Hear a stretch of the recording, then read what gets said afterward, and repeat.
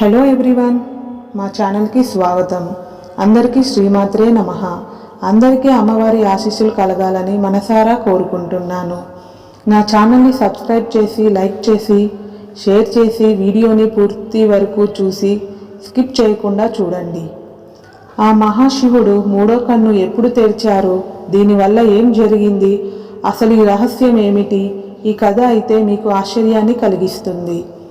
శివుని మూడో కన్ను ఒక సాధారణ నేత్రం కాదు. ఇది విశ్వంలోని అదృశ్య శక్తులను చూసే కన్ను. ఇది జ్ఞానం, శక్తి, వినాశనానికి సంకేతం. శివుడు మూడో కన్ను తెరిచిన ప్రతిసారి విశ్వంలో గొప్ప మార్పులు చోటు చేసుకున్నాయి. ఈ కన్నుకు అపారమైన శక్తి ఉంది. శివుడు మూడో కన్నుతో ఏదైనా చూసినప్పుడు అది భస్మమైపోతుంది. అయితే ఒకరోజు బ్రహ్మదేవుడు, దేవతలు, అసురులు కూడా శివుని మహిమను పరీక్షించేందుకు ప్రయత్నించారు.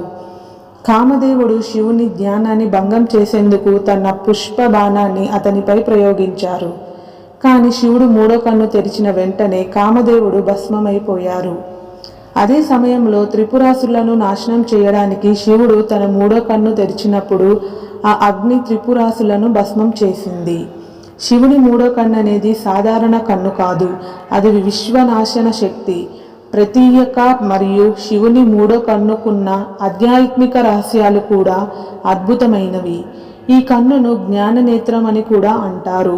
ఇది కేవలం శక్తికి కాదు, అంతర్ముఖత, జ్ఞానానికి సంకేతం. మనం శివుని మూడో కన్నును కలిగి ఉండాలంటే మనలోని అజ్ఞానాన్ని తొలగించి ఆత్మజ్ఞానాన్ని పొందాలి.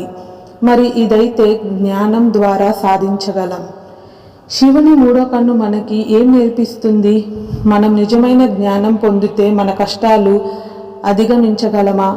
ఇంకా శివుడు మూడో కన్ను తెరిచిన ప్రతిసారి భూమిపై ఒక గొప్ప పరిమాణం అయితే జరిగింది.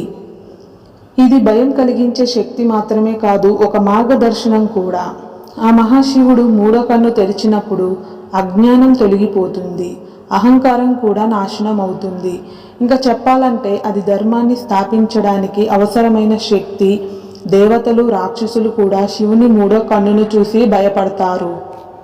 పురాణాల్లో కూడా చాలా సందర్భాల్లో శివుడు మూడో కన్ను తెరిచి అత్యంత శక్తిమైన మార్పులైతే తెచ్చారు. ఇంతటి శక్తికి కలిగిన ఉన్న శివుడు భక్తుల భయాలను పోగొట్టేగల శక్తిని కూడా కలిగి ఉన్నారు. ఆయన కృపపై మనం భక్తితో ఉంటే మన జీవితంతో నమ్మశక్యమైన మార్పులు కూడా జరుగుతాయి. శివుని మూడవ కన్ను గురించి పురాణాల్లో చెప్పబడిన మరికొన్ని ఆసక్తికరమైన కథలు అయితే ఉన్నాయి.